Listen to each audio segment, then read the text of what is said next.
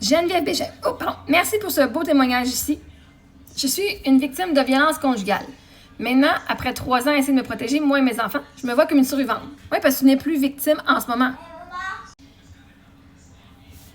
Si tu n'es plus avec ton conjoint, si tu n'es plus violenté, tu n'es plus une victime au moment présent.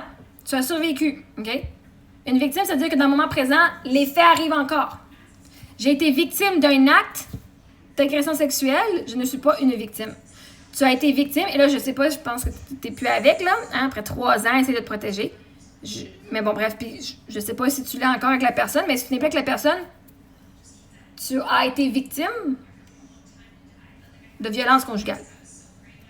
Au passé. On peut le mettre au passé. Je vais te donner, j'espère, je te manifeste que c'est dans le passé. Même si tu te bats en ce moment, même si tu n'es plus là et que tu as peur, tu as été victime, et maintenant, c'est les conséquences qui viennent du restant, right? Mais en ce moment, tu peux avoir plus de peur, comme s'il te rabaisse encore, la seule raison que tu vas être victime, c'est si tu te rabaisses encore, OK? Maintenant, après 3 ans, et je t'envoie tout plein d'amour puis plein de courage, tu as déjà ton courage de toute façon. Maintenant, après 3 ans, essaie de me protéger moi et mes enfants. On va changer ça pour après 3 ans à me protéger moi et mes enfants pour essayer. Tu es encore en vie, donc ça a fonctionné. Tu l'as fait. Tu fais au meilleur de la compétence, donc tu t'es protégé du meilleur que tu pouvais.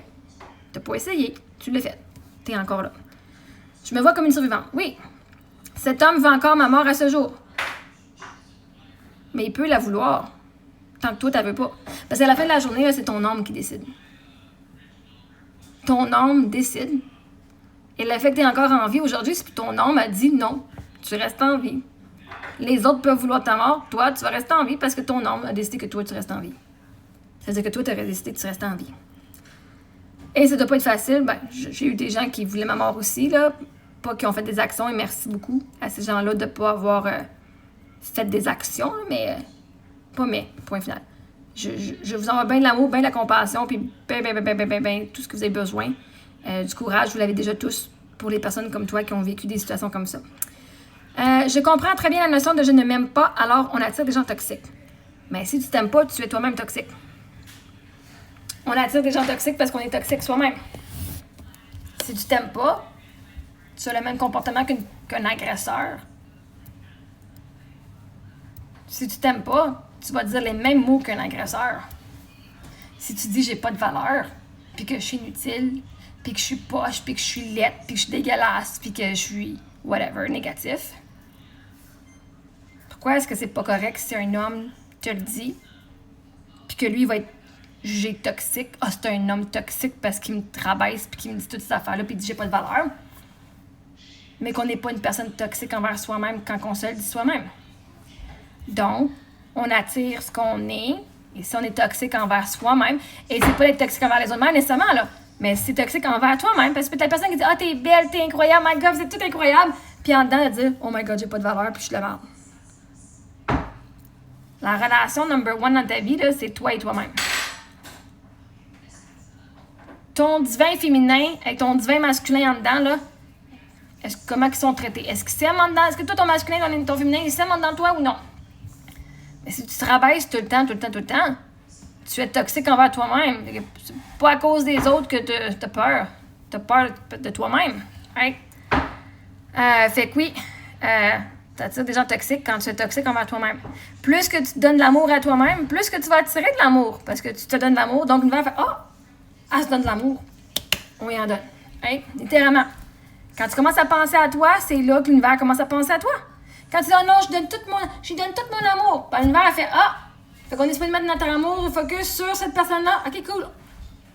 Oh, mais il reçoit tout le... Tout le monde l'aime, moi, il n'y a personne qui m'aime. Ben, mais toi-même, tu l'aimes plus que toi-même. OK? Parce qu'il est vrai qu'à cette époque, j'avais aucun amour de moi à moi.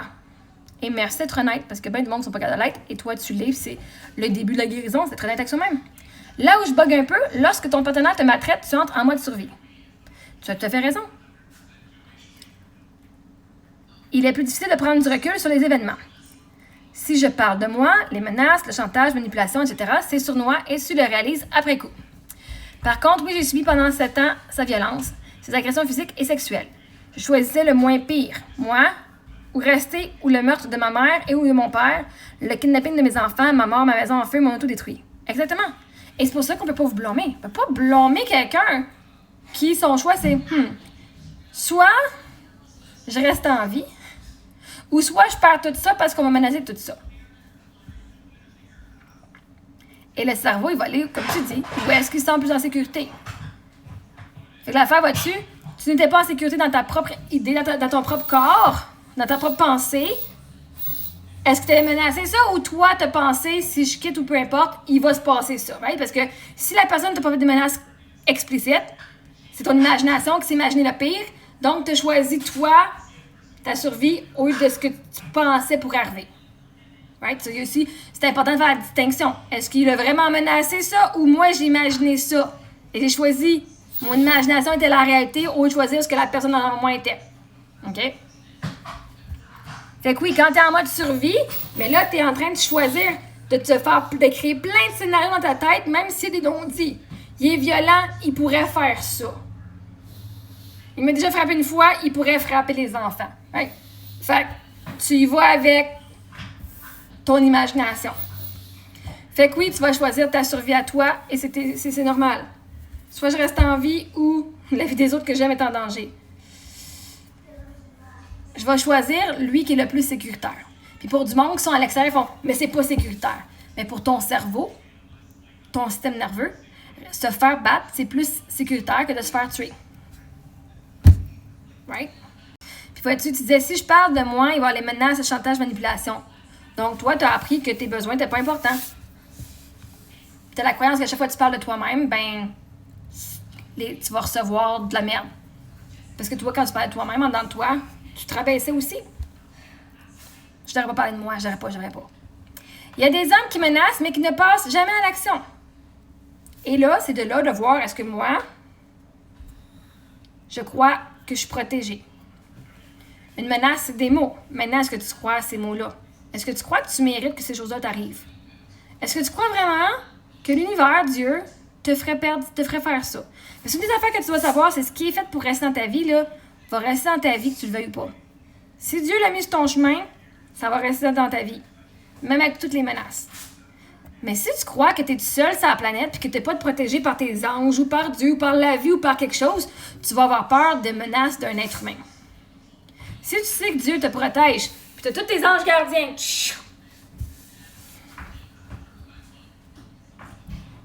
les menaces sont là juste pour avoir un sentiment de supériorité puis dire « Oh my God, là, pas de moi, je peux la contrôler. »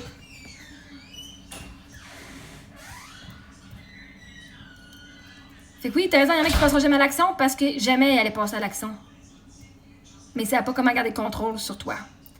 Quand tu es en face d'un agresseur et que tu vois dans son regard la noirceur et tu connais maintenant son lourd passé criminel, ce n'est plus juste de ne pas s'aimer que de rester.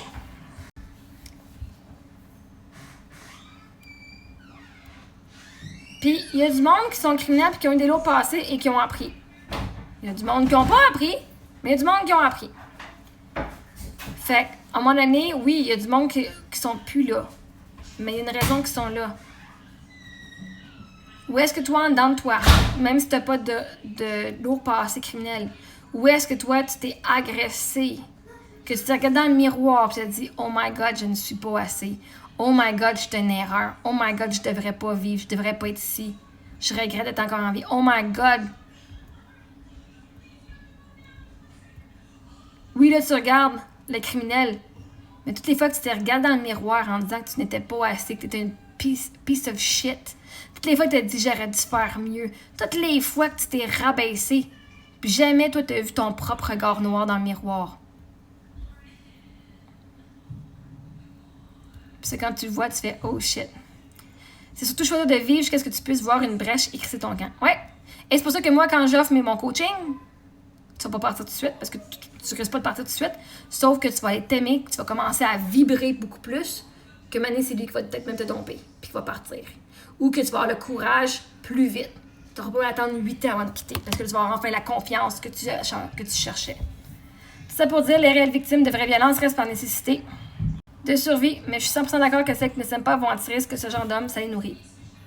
C'est la seule chose qui sont en sécurité dans cet environnement-là, parce qu'il y en a plusieurs qui ont été dans un environnement comme ça dans leur jeunesse Et le cerveau va toujours où est-ce qu'il se sent confortable, pas où est-ce qu'il se sent en sécurité.